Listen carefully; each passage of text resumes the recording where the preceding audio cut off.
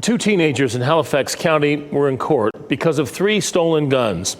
Police found these weapons, including an AR-15 style rifle, while searching a home outside Roanoke Rapids. WRAL's Eric Miller explains why investigators believe this is part of a trend where more minors are doing the dirty work for gangs. The Halifax County Sheriff's Office says their search for these stolen guns led them just down the road from where I'm standing, the intersection of Carver and Luke Streets. Officers, including with the Sheriff's Office Special Response Team, pouring into a home there just after 8 yesterday morning.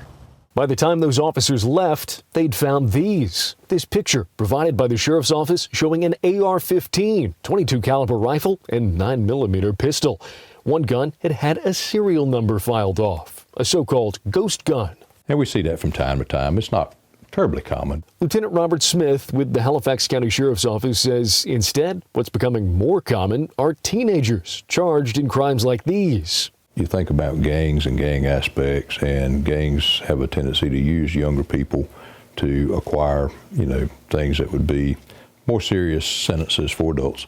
Smith says investigators are still working to determine if that's what happened here, but says both teenagers were nearly 18 and will be in court for possession of a handgun by a minor and possessing a firearm with an altered serial number. One of the juveniles was taken into secure juvenile custody out of the two. WRAL has reported on the rising numbers of juveniles involved in violent crime before. Statewide numbers show that between 2022 and 2023, juvenile complaints climbed nearly 9%.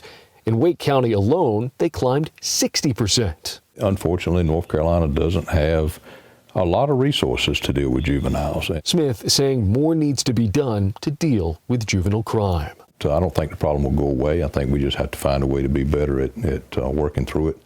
Now, the names and exact ages of these teenagers aren't being released at this time. That's because they're minors. They are expected in court. In Halifax County, Eric Miller, WRAL News. The WRAL documentary team looked at how many young people are involved in gun violence across the state.